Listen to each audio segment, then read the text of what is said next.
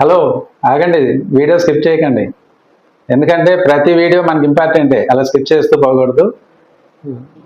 నిన్న నేను ఒక వీడియో చేశాను, దానికి రిలేటెడ్గా రియల్ ఎస్టేట్లో కస్టమర్ని ఎలా మనం ఫాలోఅప్ చేయాలి, ఈ టాపిక్ మీద ఈరోజు మీకు నేను నాలెడ్జ్ ఇద్దాం అనుకుంటున్నా. ఎవరైతే మన ఛానల్ని ఫాలో అవుతున్నారో, అలాగే నా వీడియోస్ అన్ని చూస్తున్నారో వాళ్ళందరికీ నా యొక్క ధన్యవాదాలు. రియల్ ఎస్టేట్లో మనం కస్టమర్ని ఫాలోఅప్ చేసేటప్పుడు ఒకే విషయం మనం గుర్తుపెట్టుకోవాలి. ఫస్ట్ మనం ఎప్పుడైనా మన వెంచర్స్ గురించి వాటి గురించి ఎక్కువ మంది ఏం చేస్తారంటే పదే పదే ఉన్న విషయాన్ని ఎక్కువ చేసి చెప్తూ ఉంటారు. ఇలా కాకుండా మనం కస్టమర్కి అవకాశం ఇవ్వాలి. ఎవరైతే ఇన్వెస్టర్ ఉన్నారో ఆయనకి మాట్లాడే అవకాశం ఇవ్వాలి. ఇచ్చినప్పుడు ఆయన ద్వారా ఆయనకి ఏం అవసరం ఉంది, కస్టమర్ నీడ్ ఏంటి అనేది మనకి తెలుస్తుంది. అలాగే మనం కొన్ని రైట్ క్వశ్చన్స్ అనేవి ఇన్వెస్టర్ని అడగాలి. ఆయన యొక్క బడ్జెట్ ఏ బడ్జెట్లో కావాలి, అట్లాగే ఏ ఏరియాలో ఆయన ఇంట్రెస్ట్ ఉన్నాడు, అలాగే ఆయన యొక్క ఇన్వెస్ట్మెంట్ పర్పస్ ఏంటి, లాంగ్ టర్మా, షార్ట్ టర్మా, లేకపోతే ఒక 10-15 ఇయర్స్ అలానే ఉంచుతాడా, లేదంటే ఇమీడియట్గా 2-3 ఇయర్స్లో ఏమైనా కన్స్ట్రక్షన్ చేసుకుంటాడా ఆ ప్లాట్లో అనేది మనం తెలుసుకోవాలి. అలా తెలుసుకోకుండా మనం వన్ వేలో అన్ని డీటెయిల్స్ మనమే మాట్లాడుకుంటూ పోతే, ఇన్వెస్టర్కి అవకాశం ఇవ్వకపోతే అక్కడ ఆయన మన మీద ఇంట్రెస్ట్ చూపించరు. సో ఎప్పుడైతే మనం క్వశ్చన్ అండ్ ఆన్సర్స్ కొన్ని క్వశ్చన్స్ మనం అడుగుతూ ఉండాలి.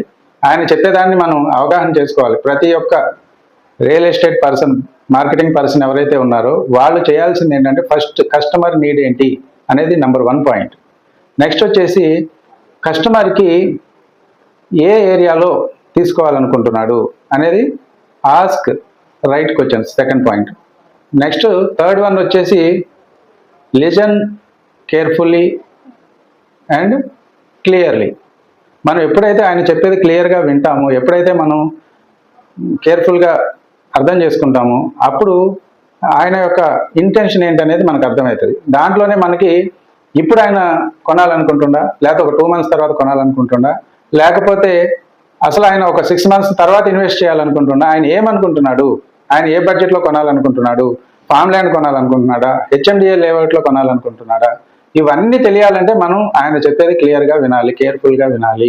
అలానే మనం ఆయన యొక్క ఇంటెన్షన్ ఏముందో తెలుసుకోవడానికి కొన్ని క్వశ్చన్స్ అడగాలి. ఆయన చెప్పే సమాధానాలను మనం ఆకలింపు చేసుకుని దాని ప్రకారం మనం మాట్లాడాలి. నెక్స్ట్ మనకి fourth point sale the deal confidently.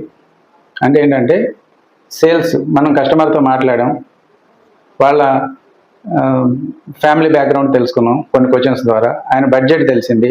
అట్లానే మనం సైట్కి ఫ్యామిలీని ఇన్వైట్ చేసాం. ఎప్పుడు కూడా బాగా గుర్తుపెట్టుకోండి, మనం సైట్కి వెళ్ళే